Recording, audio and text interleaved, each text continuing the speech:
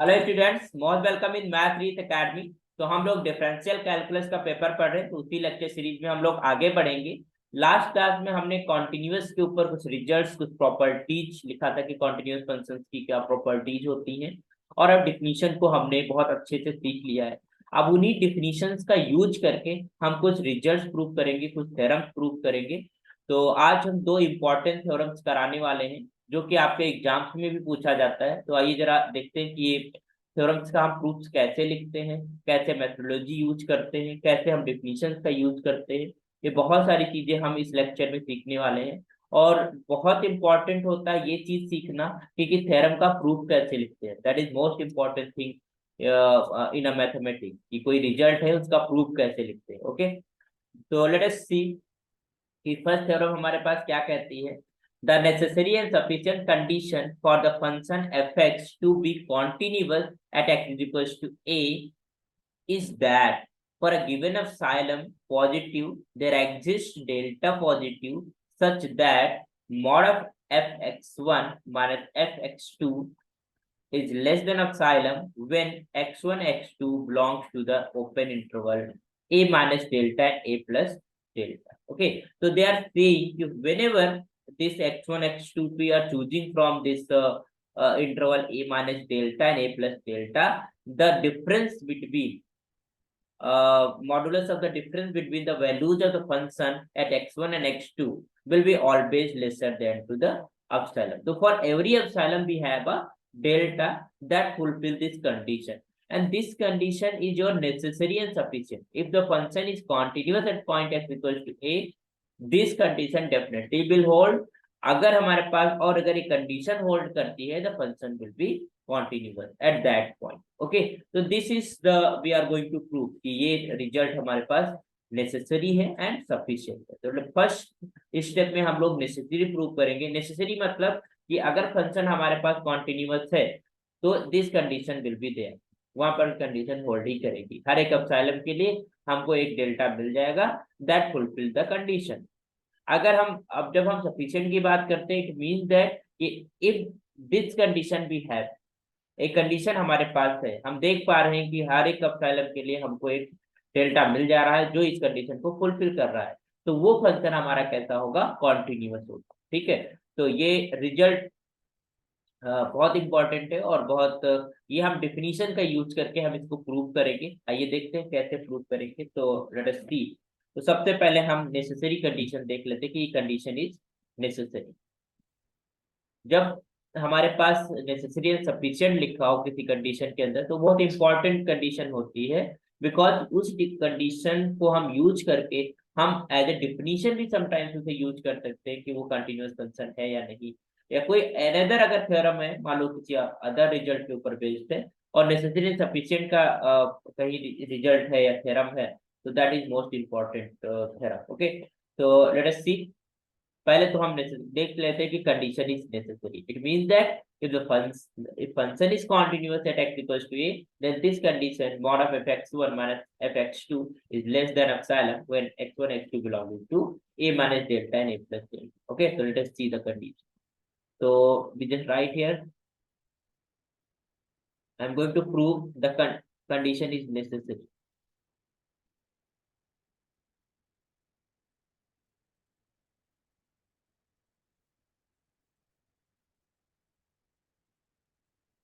Okay, I'm going to prove this thing. Okay, the condition necessary है। तो first of all we have a function, हमें function चाहिए जो कि continuous हो, किस पॉइंट पे, x इक्वल्स टू a पे। और फिर हमारे पास अगर कॉन्टिन्यूअस फंक्शन होगा तो we know the definition of a continuous function, तो हम उन डेफिनेशंस का यूज करके हम रिजल्ट को देखिए स्टेप बाय स्टेप हम कैसे लिखते हैं रिजल्ट को, वो जरा ध्यान पूर्वक देखिएगा आप लोग। तो हम just taking a function, let us consider, let us suppose that the function, let us suppose that function fx is continuous। और रिजल्ट जो प्रूफ है उसको बहुत लैंग्वेज में आप बहुत अच्छे से लिखना है ना, तभी मार्क्स हमको मिलते हैं अच्छे। Let us suppose that the function fx is continuous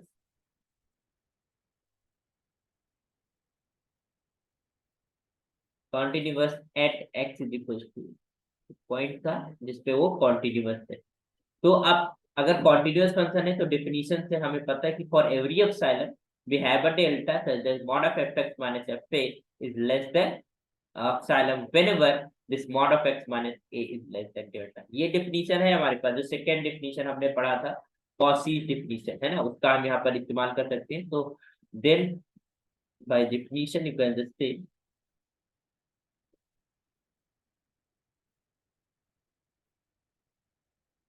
then by definition for epsilon we have an epsilon, epsilon के लिए हमको एक डेल्टा मिल जाएगा। there exists for every epsilon because we know that definition for every epsilon we have a delta positive such that we have the condition for the continuous function है ना। क्या condition होती है, mod of fx minus का fa is less than epsilon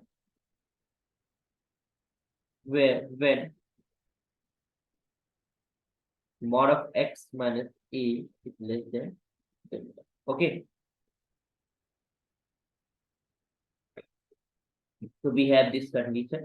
okay, तो हम अगर इस ओपन इंटरवल को यहाँ पर अगर ओपन कर देते इसका मतलब तो ये होता है ना कि x should be belonging to a minus delta and a plus delta. यहाँ से हम x को ले रहे हैं तो हम x की जगह पर हम x1 x2 दो पॉइंट्स ले सकते हैं है ना। इस इंटरवल से कोई भी दो points, any two points, because we are going to prove कि we are choosing x1 x2 from this interval a minus a minus delta and a plus delta है ना। तो उससे कोई भी दो पॉइंट्स ले लिया क्योंकि ये हर वो पॉइंट्स के लिए सेटिस्फाइड कर रही कंडीशन जो कि तुम्हारे पास इस इंटरवल से बिलोंग करते हैं। ठीक है, तो हम x1 x2 कोई दो आर्बिट्री पॉइंट्स हमने चूज करा किससे से, दिस इंटरवल से, और अगर इससे चूज करा तो ये कंडीशन हमारे पास फुलफिल होगी है ना। ये कंडीशन मतलब f of x1 minus F is less than epsilon and for similarly for x2 तो कोई भी दो पॉइंट्स हमने इस इंटरवल से ले लिए, दो any two points from this interval, this condition will be fulfilled for that। तो जो particularly वो fulfill करेगी क्योंकि generally fulfill कर रही है कि इस interval से कोई भी point है तो ये condition fulfill करेगी for a continuous function। okay, so let us choose 2 points। so now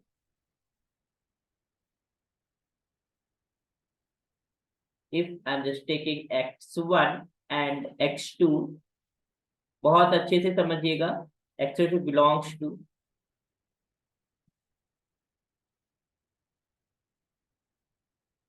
open interval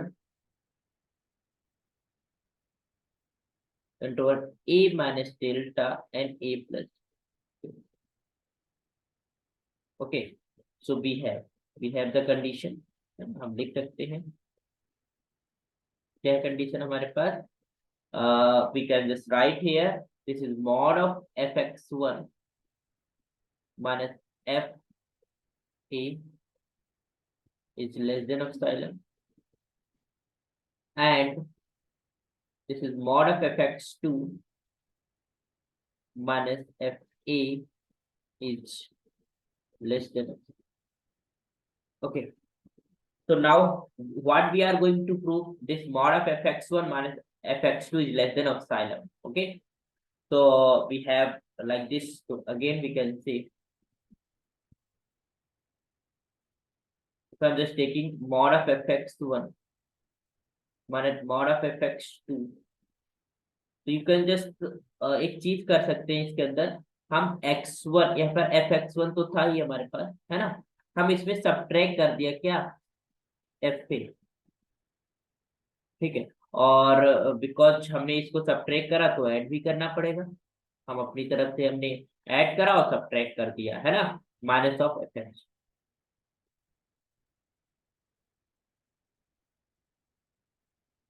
okay, so we can just write this is in this form less or equal to।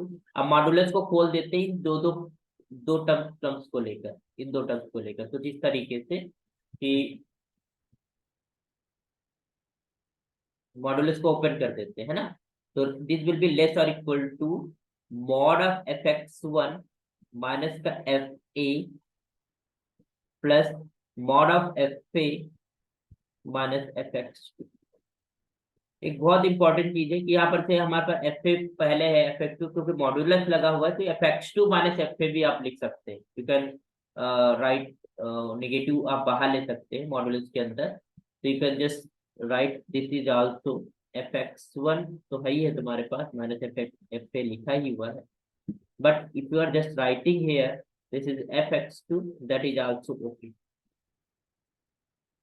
Okay, so we have this thing. So this implies we get this is mod of fx1 minus fx2 is हमको लिखाना है कि this is less than epsilon. हम choosing an epsilon and whenever we are for that epsilon we have a delta.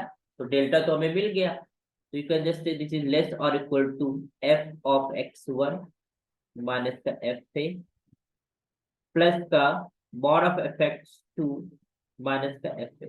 तो हमने क्या करा, कुछ हमने नहीं करा, हमने जो है इसके अंदर हमने एक fa जो है हमने सब्ट्रैक्ट कर दिया और ऐड कर दिया, तो हमारे पास वैल्यू तो चेंज नहीं हुई। बट उसके बाद जब हमने दो दो टर्म्स को लेकर मॉड ओपन किया तो वी नो दैट कि if there are two values z1 plus z2 whatever we are taking this modulus any जो real complex whatever this modulus is less or equal to mod of z1 plus mod of z2। okay, so we know this condition, ठीक है, any real number any type of functions. Okay, so यहाँ पर ये open हो गया। Okay, अब एक बहुत इंपॉर्टेंट चीज जो है यहाँ पर अगर हम देखें तो वी नो दैट कि mod of F X one minus F A is less than epsilon and mod of F X two minus F A is less than epsilon.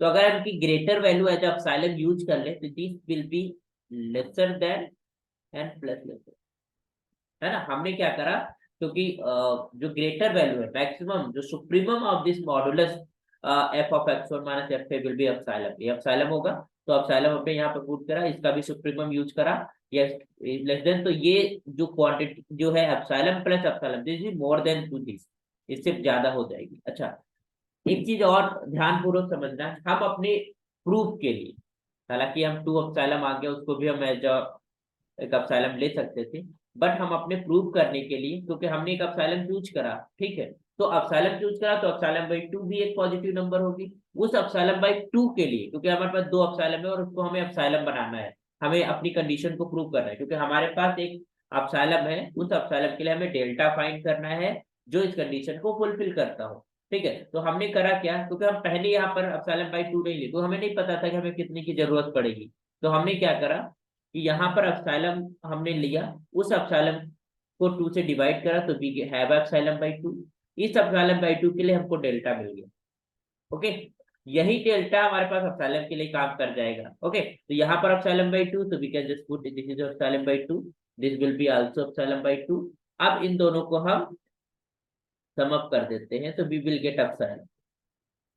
Okay, समझना हमने एप्सिलॉन बाई 2 क्यों करा, क्योंकि हमारे पास epsilon positive number थी, उसको 2 से डिवाइड करा, फिर वो पॉजिटिव नंबर आई, उस पॉजिटिव नंबर के लिए हमको डेल्टा मिल जाएगा हर एक क्योंकि अब अगर हम बात करें by the definition of a continuous function से every positive number every epsilon we have a delta, तो एप्सिलॉन को 2 से डिवाइड करो, वो भी तो एक पॉजिटिव नंबर है, उसके लिए भी तो डेल्टा मिलेगा।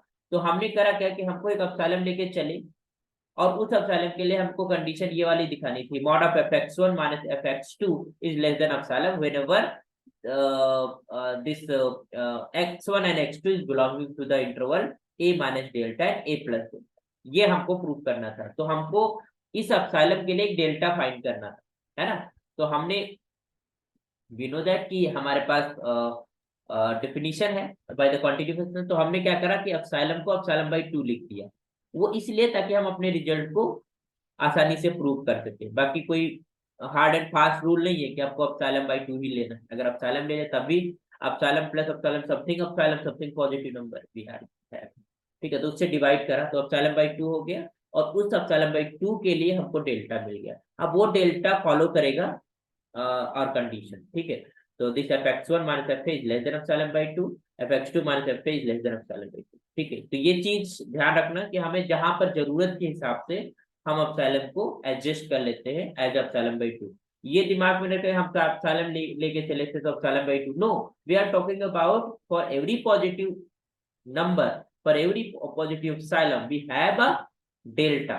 तो एप्सिलॉन बाई 2 के लिए भी डेल्टा कोई ना कोई एग्जिस्ट करेगा, तो वही डेल्टा हमारे पास यहाँ पर मौजूद है। तो इसको हम एप्सिलॉन बाई 2 के लिए बोले या फिर एप्सिलॉन के लिए बोले, both are the same. Okay, तो वी हैव डेल्टा, तो हमें दिस इज एप्सिलॉन बाई 2, हमने सम अप करा, इट विल बी एप्सिलॉन। तो ये कब हमारे पास एप्सिलॉन हुआ, जब हमारे पास x1 x2 is belonging to the interval, तो प्रूव हो गया ना। तो thus we can see,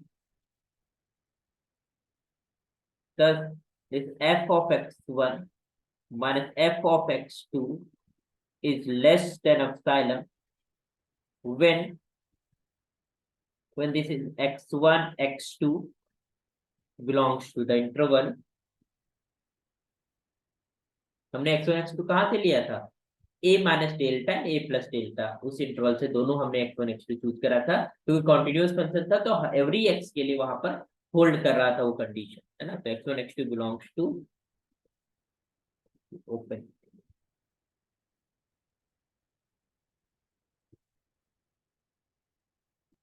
that is your a minus delta and a clear, got it. तो दिस इज, इसका मतलब ये है कि ये कंडीशन नेसेसरी है कॉन्टिन्यूअस फंक्शन के लिए। अगर फंक्शन कॉन्टिन्यूअस है तो ये कंडीशन जरूर जरूर होल्ड करेगी, ठीक है।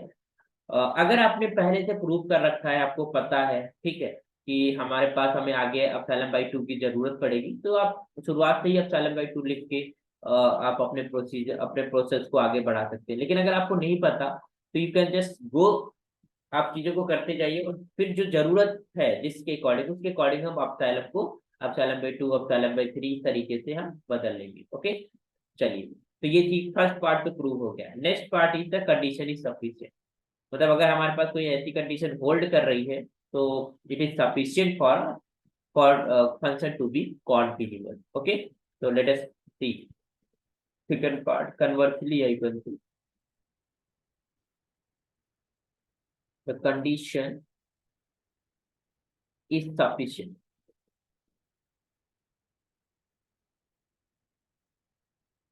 है ना, कंडीशन हमारी सफिशिएंट है उस चीज को। तो वी नो दैट कि अगर कंडीशन सफिशिएंट है, जिसका मतलब कंडीशन हमारे पास है, और उस कंडीशन को लेके चलना, आपको ये प्रूव कर देना कि फंक्शन इज कॉन्टिन्यूअस, है ना, एट दैट पॉइंट। ओके, तो सिंस वी हैव, अभी कंडीशन हम ये वाली लेके चल रहे हैं और हम प्रूव कर देंगे कि फंक्शन कॉन्टिन्यूअस। ओके, तो since we have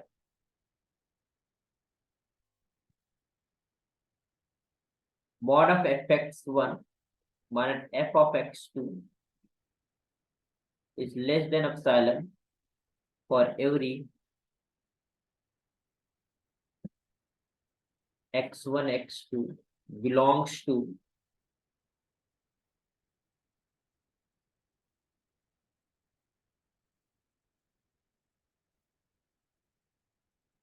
open interval, that is your a minus delta and a plus, clear। so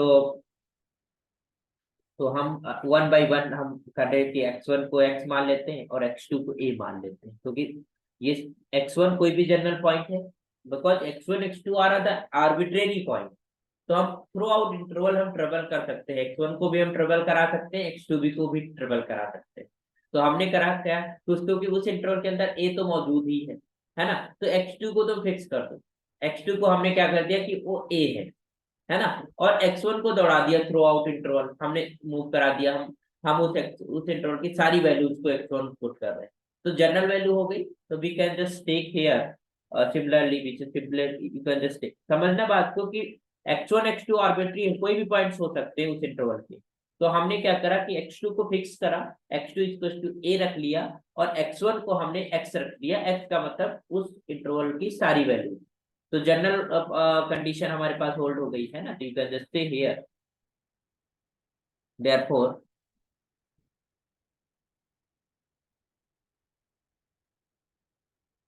bye taking, हमने क्या लिया, जैसे taking x1 is just equal to x and x2 is just equal to, है ना, हमने x2 को fix कर दिया कि हमारे पास x2 is equal to a, और x1 को हमने पूरे इंटरवल के अंदर दौड़ा दिया, है ना।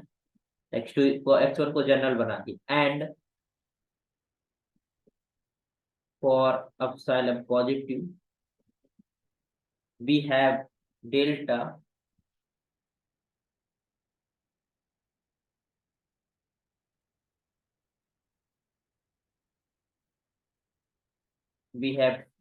positive such that mod of fx minus का fa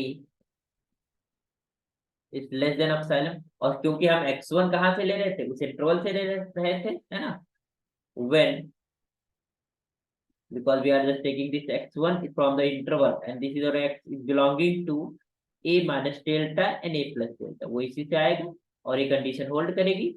ठीक है, तो this implies you can write here this is the fx minus fa is less than epsilon when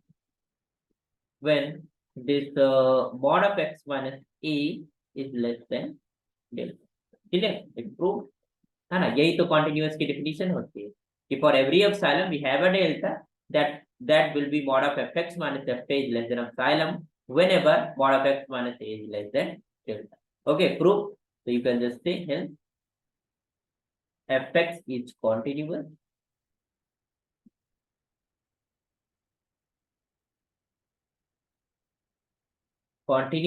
at x is equals to।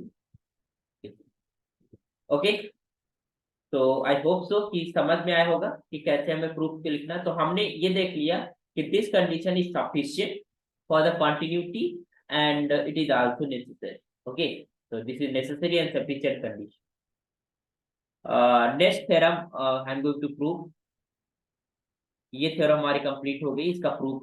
तो आपको जो सीखना है ना कि प्रूफ को लिखते कैसे हैं, कैसे हम डिफिनीशंस का यूज करते हैं और डिफिनीशंस के अकॉर्डिंग, क्योंकि डिफिनीशन से ही रिजल्ट्स बनते हैं। हमारे पास जो रिजल्ट होते हैं प्री डिफाइंड या फिर हमारे पास जो हम प्रूव कर लेते हैं रिजल्ट, उनकी मदद से या डिफिनीशन की मदद से न्यू रिजल्ट्स के हम प्रूफ लिखते हैं, थ्योरम, है ना। तो मैथमेटिक्स के अंदर हमारे पास थ्योरम्स के प्रूफ्स लिखना इज मोस्ट इंपॉर्टेंट थिंग। उन्हें आना जरूरी है कि वो चीजें रिजल्ट्स आ कैसे रहे, then you will able to think new problems about the new problems, new thinking। okay, so let us see next one, theorem second।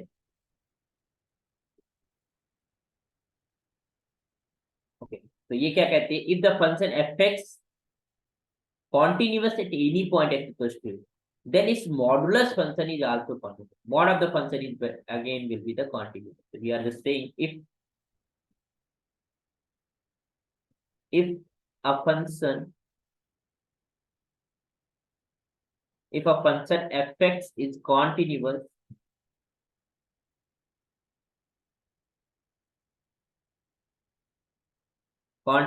at any point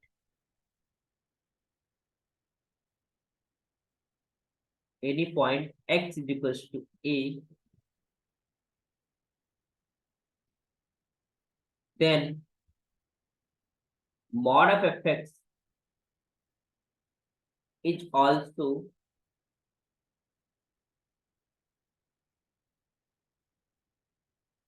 continuous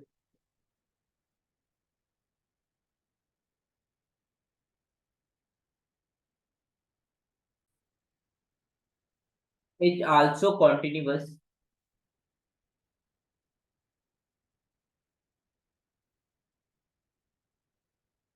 also continuous at x is equals to। Okay, तो इनका कहना ये है कि अगर function कोई continuous है तो इसका जो मॉडुलस फंक्शन होगा वो भी कॉन्टिन्यूअस होगा। if you are talking about sin x is a continuous function in its interval या किसी पॉइंट की अगर हम बात करें तो उसका mod of sin x is also continuous function। okay, तो I am going to prove it. अच्छा, converse is not true, later we see example कि कन्वर्स हमारे पास ट्रू है कि नहीं, कि अगर हमारे पास मॉडुलस फंक्शन किसी फंक्शन पर कॉन्टिन्यूअस है तो वो फंक्शन भी कॉन्टिन्यूअस होगा। ठीक है, तो अभी हम बात कर रहे हैं कि हमारे पास if function is continuous then its modulus function will be also continuous। okay, so let us prove it।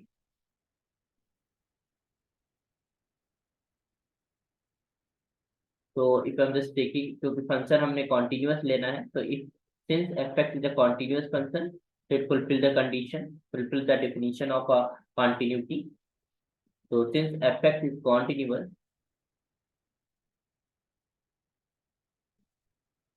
it's continuous at x is equals to a, and therefore to each epsilon positive there exists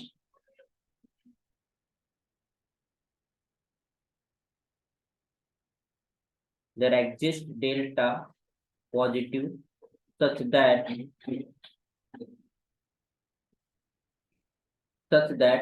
mod of fx minus fa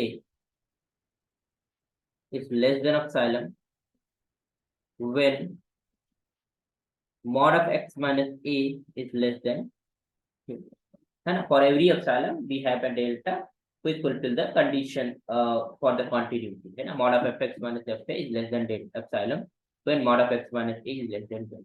ये जो condition है ये आपको दिमाग होनी चाहिए, definition मतलब दिमाग में रहनी चाहिए। जो हमारे पास ये डिफिनीशन हम पढ़ते हैं, डिफिनीशन जो आपकी कौची डिफिनीशन थी वो आपके दिमाग में रहनी चाहिए। तो let us I am just saying this equation 1।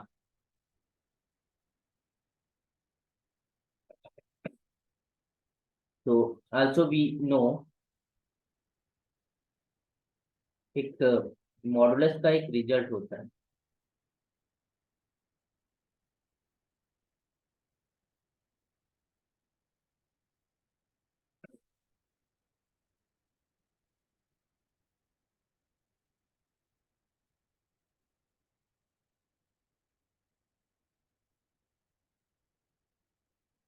कि जो मॉड होता है, ध्यान देना, मॉड ऑफ एफ एक्स का whole mod minus mod of F X, अगर निगेटिव लगा देते हैं यहाँ पर, ठीक है, दैट विल बी लेस और equal to mod of F X minus, ये रिजल्ट होता है, सॉरी ये मॉड यहाँ नहीं लगेगा,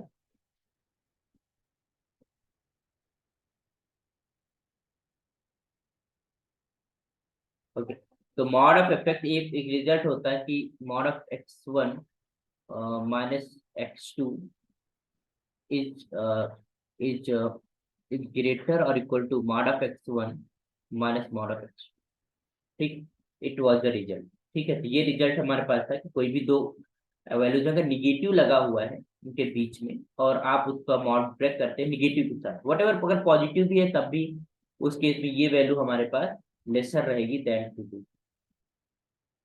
ओके, तो ये रिजल्ट हमने यूज करा, इस रिजल्ट का हमने यूज करा, तो ये हमारे पास हो जाएगा दिस विल बी लेस और इक्वल टू दिस एंड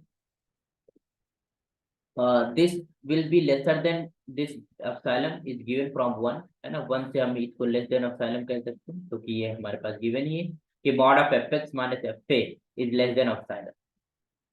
ठीक है, तो अगर ये कब होगा, when this condition is hold, x minus A is less then, मतलब ये चीज हमारे पास होती है bye the definition of modulus, when the modulus is open, तो मॉड ऑफ एफएक्स का जो अगर ये होता है तो दिस विल बी लेस और इक्वल टू दिस, और ये चीज एप्सिलॉन से छोटी है तब जब when x minus A is less then delta, तो इसका मतलब ये ध्यान देना कि mod of FX minus mod of F A is less than epsilon when this mod of x minus a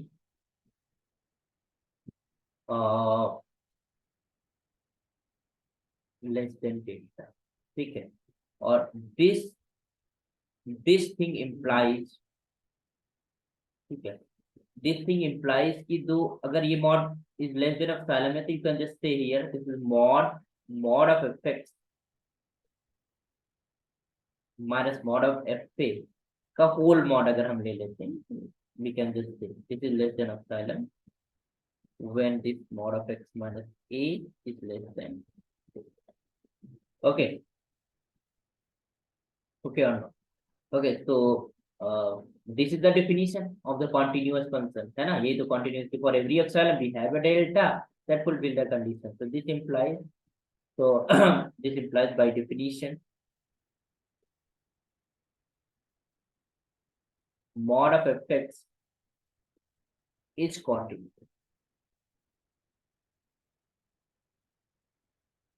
Continuous at x is equals to,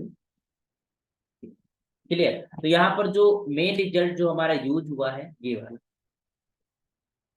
ठीक है, this should be use, है ना। ये हमारे पास यहाँ पर हमने यूज करा कि mod of fx minus of fa is less than less or equal to mod of fx mod of fx minus fa is less than, और ये लेस देन एप्सिलॉन होती है from one, you can just take from one, from जो equation one है उससे हमने लिखा। और ये लेस देन एप्सिलॉन तब होगा जब mod of x minus a is less than delta, तो ये भी साथ में चलेगा mod of x minus a is less than delta. फिर हमने कहा कि ये लेस देन एप्सिलॉन है तो इसका modulus will be less than also epsilon.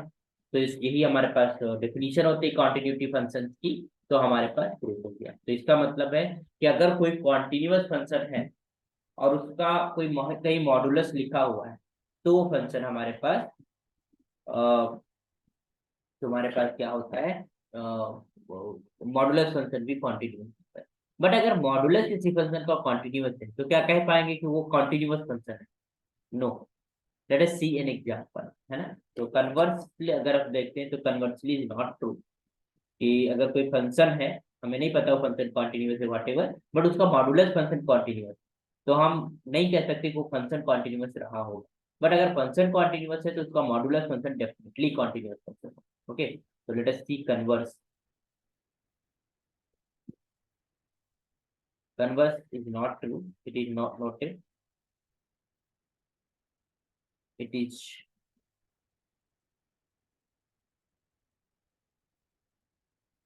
to be noted. Noted that the converse will not true. अगर हमारे पास कोई चीज ट्रू नहीं होती है, फॉल्स होती है, तो हमें एक एग्जाम्पल दिखाना होता है जो हमारा फुलफिल नहीं कर रहा होता है ना। और जब हमारे पास कोई चीज ट्रू होती है तो उसका प्रूफ लिखना होता है कि वो ट्रू कैसे हो, क्योंकि जनरल वे में हम बात करते हैं तो वो ट्रू ट्रू हमारे पास लिखा जाता है। तो converse of the above theorem is not,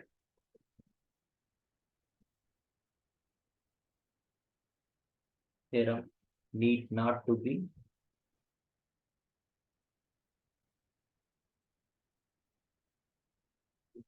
okay, जरूरी नहीं। अगर हमें अगर प्रूव करना है तो एक एग्जांपल ले लेते, तो to prove it let us see example, consider an example.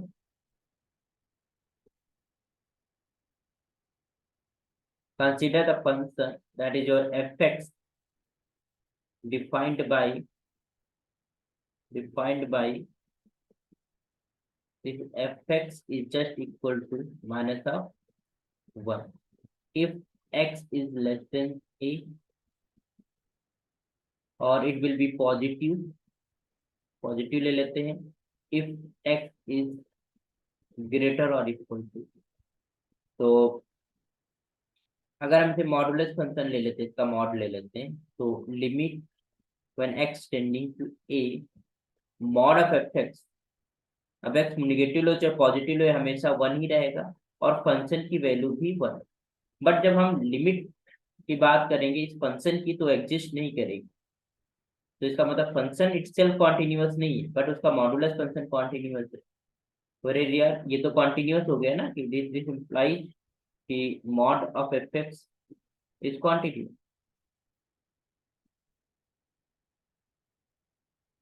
ठीक है, तो बात करते हैं अगर हम इसके फंक्शन की इटसेल्फ की लिमिट की बात करेंगे फिर एक्सटेंडिंग टू ए, एफएक्स वो एग्जिस्ट नहीं करेगी, क्योंकि एक पर -1 आएगी लेफ्ट हैंड लिमिट और राइट हैंड लिमिट हमारे पास प्लस की 1 आएगी, तो लिमिट एग्जिस्ट नहीं करेगी, लिमिट एग्जिस्ट नहीं करेगी तो फंक्शन कॉन्टिन्यूअस नहीं होगा, नॉट एग्जिस्ट। तो दिस प्रूव्स कि फंक्शन मॉडुलस तो उसका कॉन्टिन्यूअस है ना, बट फंक्शन इटसेल्फ कॉन्टिन्यूअस नहीं। that if mod of fx is continuous,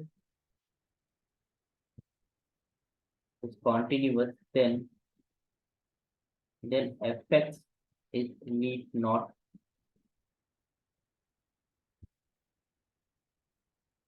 to be continuous. ठीक है, तो जरूरी नहीं कि हमारे पास फंक्शन जो है, अगर मॉडुलस फंक्शन कॉन्टिन्यूस है तो जरूरी नहीं कि वो उसका जो है वो फंक्शन इटसेल्फ कॉन्टिन्यूस रहा हो। ओके, और एक रिमार्क के तौर पे लिख दी, कांस्टेंट फंक्शन सारे के सारे कॉन्टिन्यूस होते हैं, यू कैन जस्ट से एनी कांस्टेंट फंक्शन। एक छोटा सा रिमार्क आपकी टेक्स्ट बुक में लिखा हुआ है तो हम भी लिख दे रहे हैं। हालांकि हम सब जानते हैं कि कॉन्टिन्यूस फंक्शन तो कॉन्टिन्यूस होता है, वो ब्रेक होना नहीं उसको कहीं, है ना। Left hand right hand limit निकालोगे तो सेम सेम ही आएगी, फंक्शन की वैल्यू किसी भी पॉइंट पे देखोगे तो जस्ट राइट है रिमार्क। तो any constant function,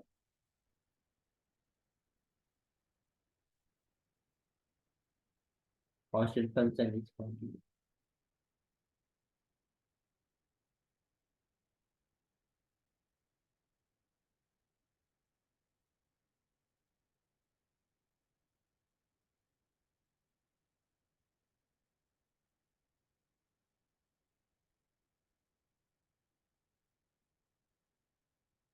any constant function is continuous. Okay, तो आई होप कि आपको रिजल्ट्स के जो प्रूफ्स हैं वो समझ में आए होंगे, और इसी तरीके से आप अच्छे से मैथमेटिक्स को सीखिए, और ऐसे ही हम लोग प्रूफ्स लिखते रहेंगे और मैथमेटिक्स को सीखते रहेंगे। आपसे रिक्वेस्ट है कि आप और भी स्टूडेंट्स को शेयर करिए इन लेक्चर्स को, इन वीडियोज को, और आप सब्सक्राइब कर लीजिए चैनल को। आपको अच्छा लगता है तो आप इसको और भी स्टूडेंट को शेयर करिए, ताकि और भी स्टूडेंट तक ये नॉलेज, ये मैथमेटिक्स पहुंचे। Okay, thank you so much, मिलते हैं नेक्स्ट लेक्चर में।